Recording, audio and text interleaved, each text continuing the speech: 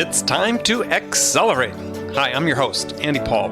Join me as I host conversations with the leading experts in sales, marketing, sales automation, sales process, leadership, management, training, coaching, any resource that I believe to help you accelerate the growth of your sales, your business, and most importantly, you. Hello and welcome to the show. I am very excited to talk with my guest today. Joining me is Nikolaus Kimla, founder and CEO for Pipeliner Sales, or Pipeliner CRM as some people know, a visual CRM system. You know, CRM systems are indispensable tools for companies of all sizes, and it seems like every company needs one. And the market has long been dominated by one player, and depending on your perspective, that means either you must be crazy to start a company to compete against the 800-pound gorilla, or that given their dominance across such a broad market, you must have spotted some opportunity, that something they weren't excelling at, and came up with a product to exploit that weakness. And I believe that's the case we're going to hear about today with Nikolaus. Nikolaus, welcome to the show. Thank you. I'm very happy to be there. So please just take a minute and introduce yourself. Well, thank you. Originally, I'm from Austria, Vienna. Moved exactly 3 years ago to the States. Who is over 51. And normally, no European is doing that, but no, at that age, you don't do that. You're settled. And when I said to my wife, honey, I think we have to move, she looked at me and said, "Are you crazy?" We had a very decent and good life, a nice house in Vienna, and everything was doing good. But I realized there is a chance. And you see, I wanted never to be a guy who is sitting in a rocking chair in his 70s and said, "Oh, I had this opportunity. I could do it. And we will be the market leader." But then I felt too comfortable to leave everything. And I felt when we were testing our product, and this was in the early 2012, and we had a test run, we had immediately 2 million downloads. 2 million downloads. So this was the first, instant pipeliner, you're saying? Yes, it was the first test. We felt, before we were going into the market and really knowing, okay, what we should do, how to sell, we were testing the market. We said, is our assumption of the product the correct one? And so this happened, and this brought me to the States because I had never, ever thought in my life that I would move with over 50 with my whole family and give up everything and come to the States. So just a little bit of background. And you had a previous software company that had done quite well. You had sold it. Yeah. And what was sort of the impetus? I mean, what was the opportunity you spotted saying, look, here's a need for a new CRM system? Because, kind of daunting prospect when you have one company that exists in the market that has virtually 80% market share. What did you see as the opportunity? Well, this is exactly what you say that brought me to this, because your assumption is that the gorilla, we speak of Salesforce, has 80% of market share. The reality is, and that most people don't understand and really see, he has only 16% market share. Well, explain that to us then. And so when we did our first world hit, we really revolutionized with our solution. And I have the best, I believe, everybody believes that, but I believe we have the best programming company in the world and the smartest people. And we are working right now almost 12, 13 years all together. So it's when you work long enough, you get very efficient and very effective. And so when we revolutionized one industry, 2006, 2007, and we were restricted by IP rights not to do anything, what you should do. They are young. We were not that old. And so we said what we should do. And we realized there is a big opportunity in the CRM space. Why? Because wherever we were going, people were saying CRM sucks. And right. I said to everyone, come on, would you drive a car that sucks? Would you use a smartphone that sucks? No. Then we spoke with the people and we said, why are you guys then still doing that? And they said there is no alternative. They all suck equally. And what was, and how did they suck? I mean, what were things they're doing that were wrong? Yeah, exactly. What were this is what we figured it out 2006, 2007. Yeah. And we figured it out and said, okay, why they suck at all? Yeah. Why are all the big fives, Microsoft Dynamics, Sugar, SAP, Salesforce, whatever it is, at that time, Salesforce was not that big, 2006, 7, but it was already. Yeah. Mm-hmm. It's going in the right direction. But when we spoke with the users, with the people they are really handling and doing the deal, they said, we don't like it. Because? And it was so interesting. And then said, we need that, but there is no alternative. And then I said, well, this is a business opportunity for me. And then we were going, why it was not working for the users, why it's not that. And then we figured it out from an architectural point of view. When I'm coming from the programming, we saw, okay, this is more server client. The structure that originally all CRM systems were built was more what management need and not what the user needs, and then management get it. So it was only the opposite, how you are doing it, what kind of solution you bring to the market. And then I realized, my goodness, we should interview people, and we did. We interviewed over 1,000. And then we figured it out what kind of features would benefit the user. So tell us, what were maybe the top 3 things you found in your research, the interview with 1,000 customers, that they were dissatisfied with their existing CRM system? First of all, everything should be visual. Why? Because a picture, be honest, speaks 60,000 times faster than a word.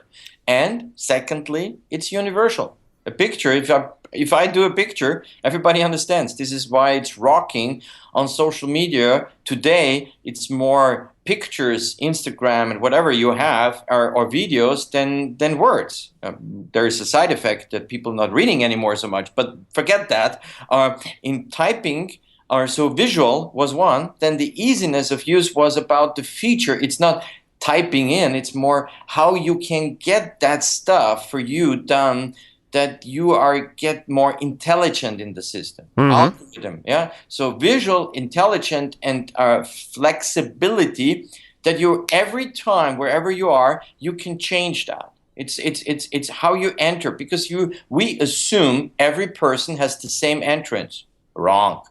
That means maybe a person has an entrance over account management. Maybe another person has it over contact management. Maybe another person has it over lead management or over activity management or whatever. Yeah. Why we assume there is only one door into the building? Right. This is why how we changed everything. So then now tell us how you did change that then. So when you came out with your first product, it was what year for Pipeliner? We programmed believe it or not, we programmed really so many years that no one would ever put money under the table. And we realized when I was sitting with my team, why in the world there is so many apps and not so many solutions. Why? Because you see, today we have thousands of apps, yeah, but all apps are just covering one little problem, and then you have to add that.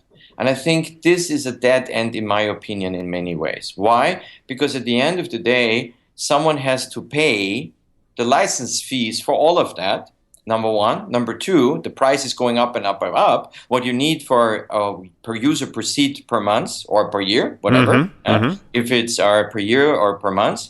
But at the end of the day, if you say, I need this and this, and this would be good, and this would be good, you're ending up probably by a price where you feel, oh my goodness, this costs me per user, per seat per year, $5,000-$6,000, and then you say, I cannot afford that anymore. Yeah, right. But at the beginning, 30, 40, 70, or 90 doesn't sound bad. But when you add all these little things, then you are in a price range where you feel, my goodness, this is too expensive. Number one. Number two is, all of that has to constantly be maintained and updated and trained.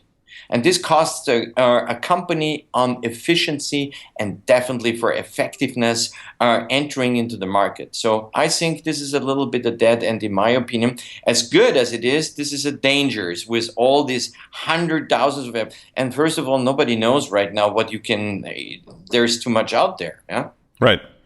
So you entered the market when? I came over are on September 29th. Yeah, so this was really the start of after testing, and we tested it a little bit. So we had probably, I don't know, we had our almost nothing on revenue, but we had some customers with us there were testing and they liked it. And so I said, if I really want to bring that to the street, if I really want to keep going, I have to go to the States. And this is how we started. Yeah? And because why? Because it's the biggest market. If you make it here, you can make it everywhere. Yeah? Sounds like New York City. Yeah, well, he's my fan. I love him. Our Frank Sinatra. Yeah, he is. Oh my goodness, what a voice! What a voice! So, do most of the customers you sell to have existing CRM systems? No, that's the interesting thing. So there's the second thought that everybody should consider where the perception is wrong. Number one, we have a gorilla who has 80%. Not true. Only 16%. So how? Well, so and the second assumption is everybody has already one. Only 5% of all the companies using a CRM. 5 to 10%. Some Gartner said this, and others, Forrester says this. So let's say 10%. That means 90% are not using anything. Now, okay, so let's go back to the 16%. So, okay, because your number varies from what is out there in the literature that everybody sees, and maybe that's just hype that's being promoted by Salesforce. But where's the source of the 16% number? Well, the source is Gartner. Okay. Go to maybe this year they have 18%. That could be. But 16 was last year. At the end of 2014, Salesforce has from Gartner 16% market share in the CRM space. Okay. Maybe it's today 18 or 19. But you see, it doesn't care how much they have, even if they grow by doubling the company. Yeah. What would be fantastic for them, it would be fantastic for CRM, because you see most of the users, if you go there, they're not happy. They're not happy. That's the reality. Do you have ever seen someone lying in front of a Salesforce store? Well, first of all, they don't have one. But if you want, in the old days, you have an iPhone, you want it. Oh my goodness, the people were lining up. So it's not the brand that was so great. It was the product who made the brand great. In Salesforce, we have the best marketing machine in the world, but not the best product. And I'm not saying that. Ask the users. Okay. So you're saying that most customers then you're selling to don't have a CRM system? I would say we have a high percentage of customers, they are not using any system, or they use still, you wouldn't believe, Excel sheets. Oh, I believe it. I believe it. So, yeah. And it was surprising to me that when you go in some industries and you speak to the people and they say, yeah, well, we have these beautiful Excel sheets that we created with our pivot tables and with micromanage our automatic stuff, and then you realize, my goodness, this is an Excel sheet. Yeah. Yeah. Well, if it works, right? Yeah, but for collaboration, it doesn't work. And for instant information, it doesn't work. For updating an information, it doesn't work. For working offline, like what Pipeliner can do, it doesn't work. Yeah. When you collaborate in some way and immediately you want the instant information when you're online. Yeah. So there are thousands of things that doesn't work any longer. This is like, sure, you can take a bike and cycle down from Los Angeles to San Diego. There is no question you can do that if you have a good health and a good condition, but it takes you a very long time. Yeah. When you have a motorbike, it's maybe more fun and it's faster. It depends on who you are, right? I'd prefer the bicycle. You might prefer the motorbike, but yeah. Yeah, I know. But you know what I'm talking about. Yeah. So why do you think these companies had not adopted a CRM system until Pipeliner approached them? Well, there's many reasons. First of all, I think for the classical CRM approach, what we also have changed, you have to come together, and it's a long process. It takes you a lot of people that come together around the table, and you have to speak with them, and you have to implement that. It's an effort. It's a real effort to bring all these people under one table, and then you have a company that helps you to implement that, the processes and everything, and it costs you money. And so some of them say, no, we can do that the easy way. And today, we're at the end of this possible workflow, because today every customer wants to be addressed individually, and I think that is the big change. The buyer has realized it, but the seller is right now a little bit behind, and he has to understand that he has to change too. Mm-hmm. And so the buyer is right now that informed and are not tolerating any longer that you address him if you are not having the right product for him. Right. He get pissed off. Yeah, he said, leave me alone. Right. So companies have to change, and some of them say, okay, where is the system? And it was too hard for many years, because CRM is not new. You see, CRM is around. It's been around forever. Years. Right. But it was never entering in the same area like what I'm saying, bookkeeping. Do you know a company who has not a bookkeeping software? No. Why? Because it's necessary. You cannot communicate with the IRS or whatever if you have no bookkeeping. Right. It's not working. The same will be true right now with the buyer. So right now it's over. Every company needs a CRM. And this is why I believe this will be a fantastic decade for CRM industry in the next 10 years. Unbelievable. Excellent. Okay, we're going to take a short break. When we come back, we're going to talk about the visual nature of Pipeliner, because I think that's one of the features that sets it apart from everything else that's out there available in the market. But before we go, I'm going to ask you a question. I'm going to pose a question to you, and you're going to answer it when we come back from the break. And this is a question I ask all my guests. So, hypothetical scenario.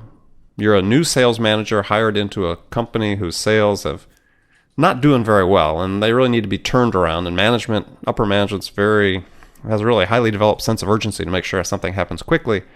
So you're new on board. What 2 things would you do in the first week that would have the biggest impact?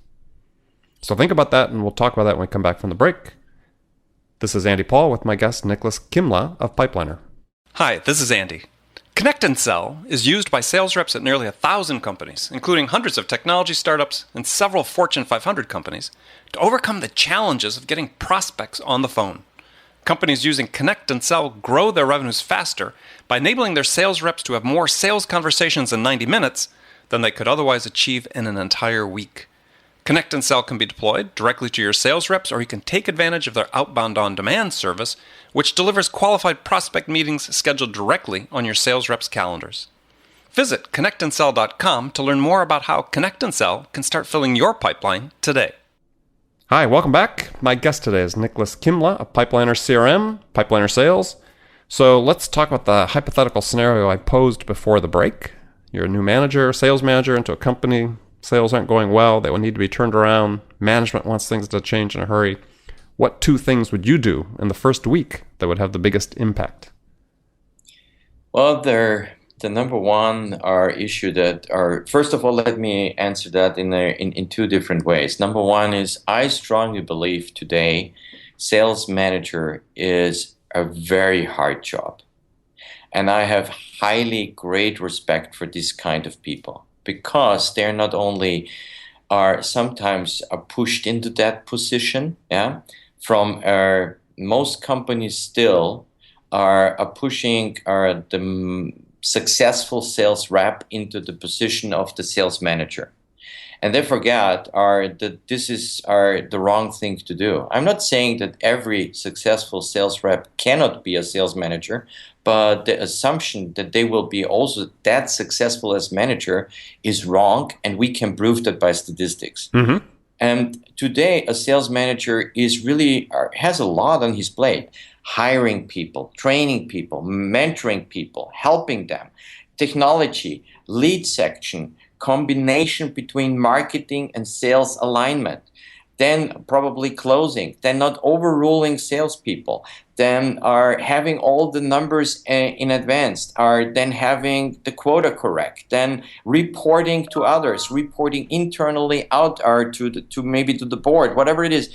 My goodness, this is a job, or it's not easy. And I strongly believe, first of all, not a lot sales manager get the training what they should have.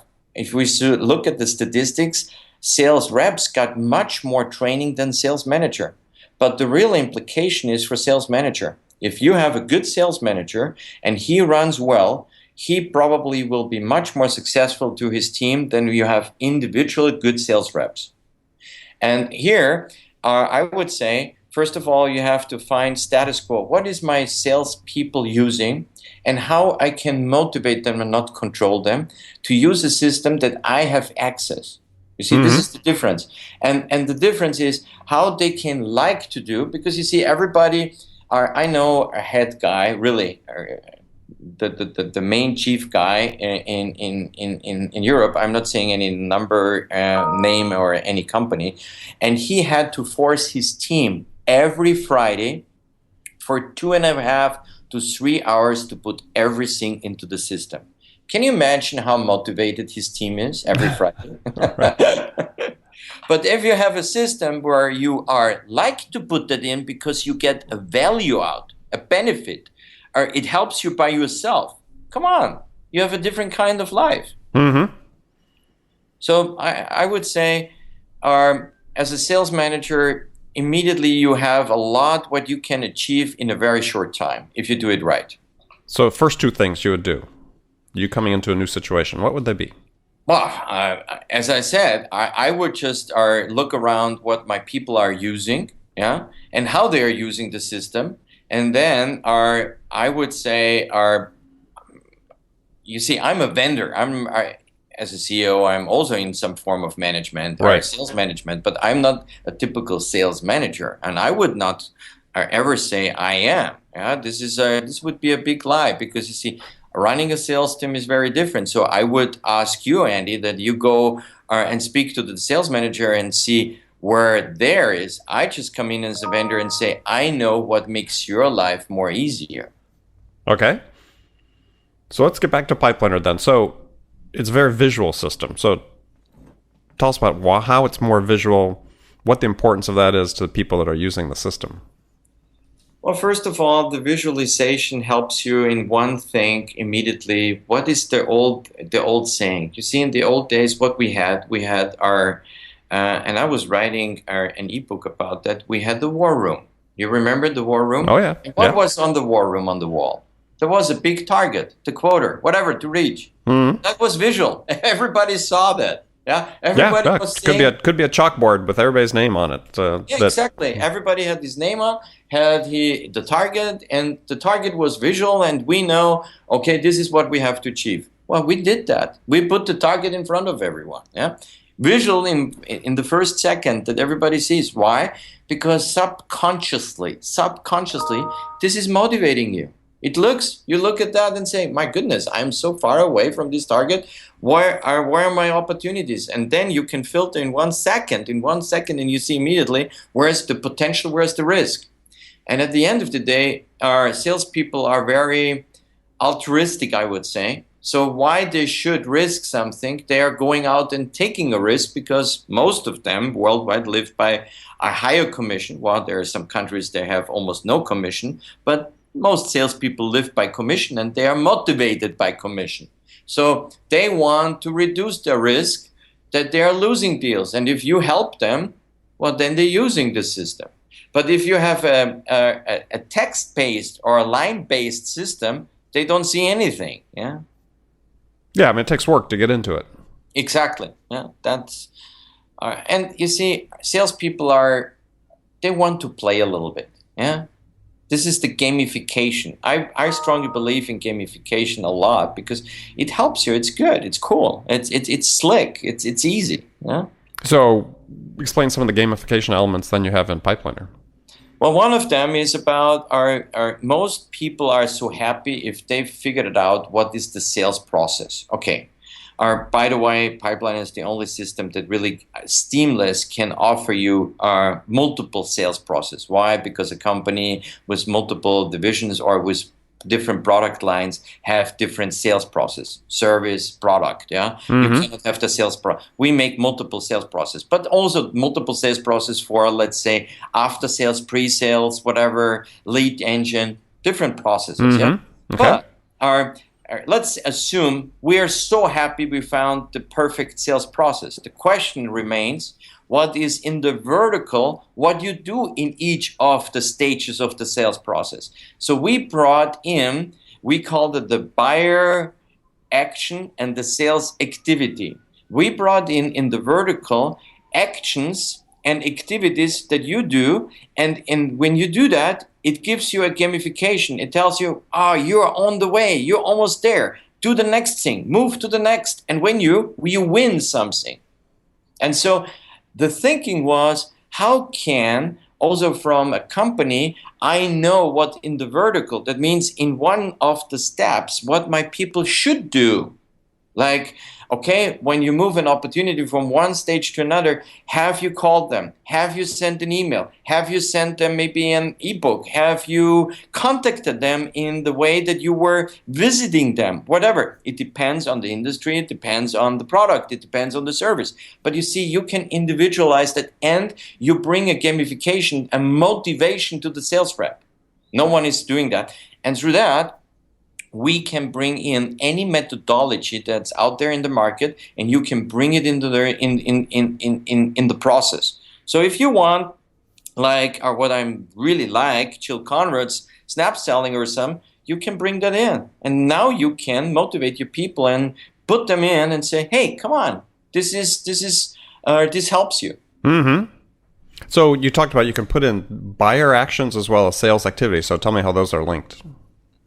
Well, they're linked in the area, let's say, that when the buyers are, everything, in my opinion, this is just my personal opinion, is driven by the buyer. Yeah, the buyer makes an action and then you can move on. Some people betray themselves and they move on, but then the buyer has not moved on, and then they are realizing, my goodness, this opportunity falls through. Why? Because the buyer has not given you any indication.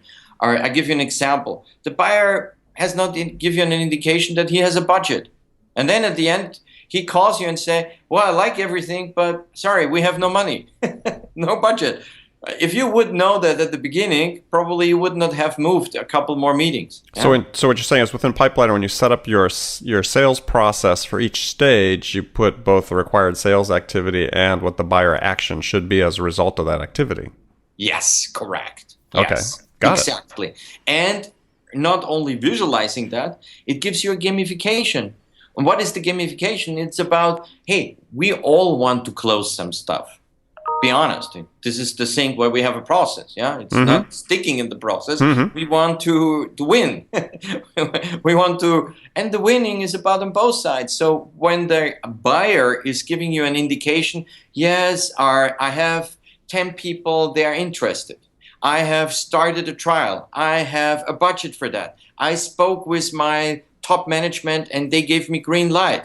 I have already considered other competitors and I like what you do, but convince me about that. Then you have a real dialogue. And in the real dialogue, it starts to really something keep going that the seller can say, I'm convinced I can close this. But it's not out of feeling, it's coming out of evidence. And the evidence, be honest, is about action that the buyer has done, or the buyer has given you an indication. Yeah, well, sure, some buyers may be making something up, but at the end of the day, believe it, we are not faking around. People are very honest and good. I believe in the goodness of people. People are not always liar. What people say. Buyers. I agree with you. They don't have a motivation. They don't have a motivation to lie to somebody. Exactly. So you agree with me. So when the buyer is moving, my goodness, I have to react correctly. How I do correctly move when the buyer gives me indication. This is the thing. And to marketing automation and to the whole area, I know it's getting very complex what we are talking about, but on the hand, everybody understands that then I can immediately do some activities. And Right. this is activity should be coming out of an impulse, of a trigger that came from the buyer. Exactly. So Okay. give the listeners a sense of, who the ideal customer is for a pipeliner. What size company, what type of company, and maybe how many salespeople, and so on. All right. Well, I'm formally, very good questions. Thanks for that. I'm pretty much an enterprise guy. I'm coming from the enterprise business, but I concentrate right now not on the enterprise with my whole team. Why? Because you see, at that stage where we are, we want to move fast. And normally enterprise business is about 12 to 24 months. So this is too long. So we can do that. We concentrate on classical small mid-sized businesses.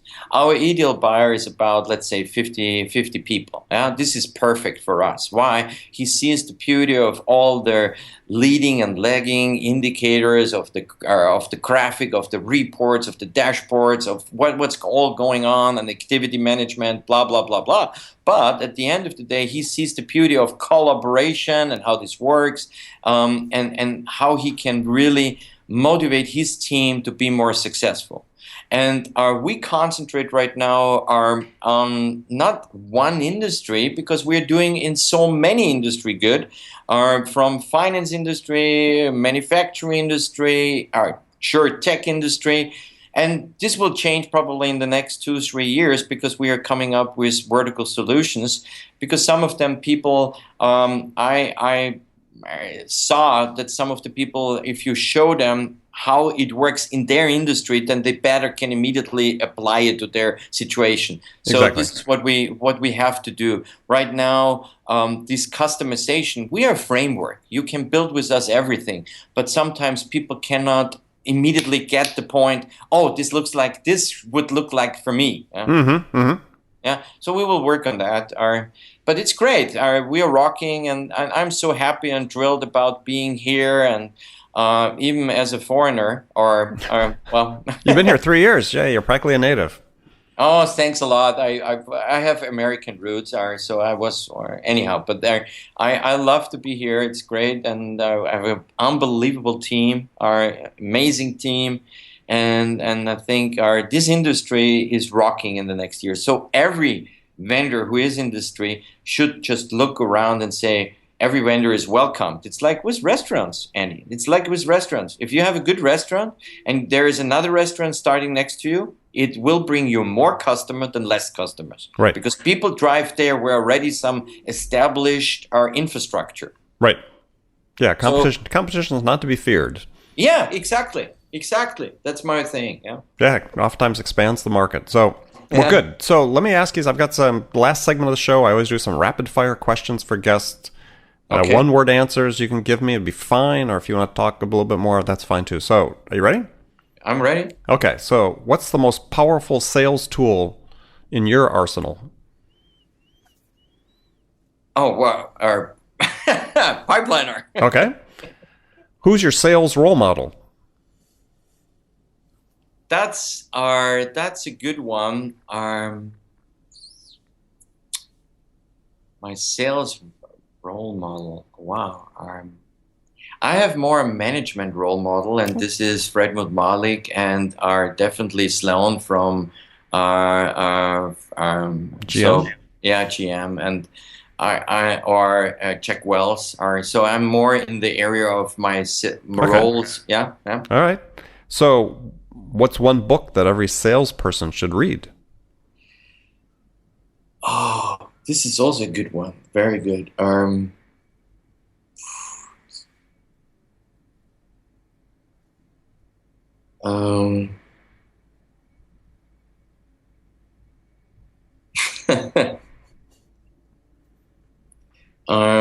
I was reading recently a couple of books that were really very much helping me in many ways, and I like our sales management, cracking the sales management code. I felt this was a very good one. Other ones I like are Daniel Pink, To Sell is Human. To Sell is Human. Nice. Okay, yeah? So cracking the sales management code. Who wrote that? Yeah, I think that was from the Vantage Group. Hold on.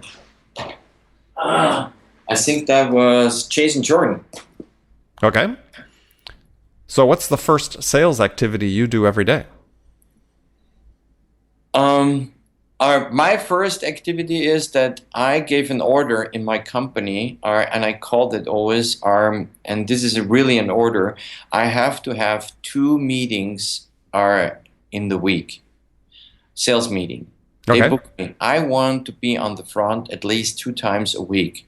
I have so much on my plate, and it's rocking around. You can imagine around the world. We have right now partners almost in every country, and it's everywhere. And so my day is full. But I want to stick, and it doesn't matter which size it is. I also speak with only someone who has only 2-3 licenses. I don't care, but I want to be in touch at least twice a week with the end customer, to hear what he has to say, to hear his problems, and also to be interactive and sell him Pipeliner. And so my activity is always to be very much excited if I have a sales meeting, because then I tell them always they let me out of the cave. So I'm happy if I can speak with customers. All right. So here's a tough question for you. So what's your favorite music to listen to before an important meeting? Favorite music? None. No, okay. None. I'm stay tuned in my brain, and want to focus before I have a meeting. Okay. To focus my thoughts, what I want to get out of a meeting. I don't want to be distracted, maybe to the music or to whatever. If it's meditative or in some form for other people, it can work. For me, it doesn't work. I have to focus my thought, what I want to get out of this meeting, what I want to communicate, and what I want when I'm leaving the meeting, what is the end result? All right. Focus on the result. Okay. So last question for you. What's the one question you get asked most frequently by salespeople?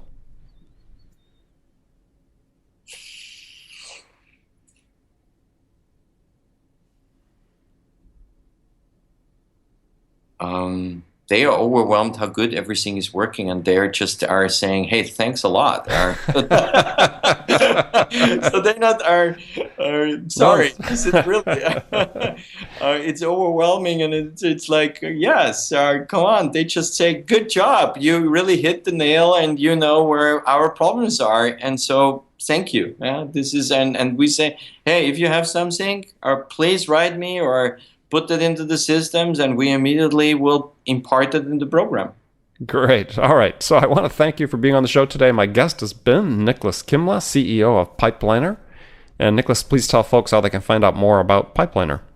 Yeah, go to www.pipelinercrm.com or pipelinersales.com. And we have our tremendous library and blog and everything, and so check it out, and you have a 30-day trial for free. And I'm looking forward to be in touch, and if you want to connect with me over LinkedIn or so, I'm happy to do that. And stay tuned. Great things are coming in the next weeks to go. Great. All right, remember everybody, make it a part of your day every day to deliberately learn something new to help you amp up your business. Subscribing to this podcast is an easy way to do that, because you want to make sure you don't miss any of our conversations with top sales experts like our guest today, Nikolaus Kimla, who share their experience and expertise about how to accelerate the growth of your business. So thanks for joining us, and until next time, this is Andy Paul. Good selling, everyone. Thanks for listening to the show. If you like what you heard and want to make sure you don't miss any upcoming episodes, please subscribe to this podcast on iTunes or Stitcher.com. For more information about today's guest, visit my website at andypaul.com.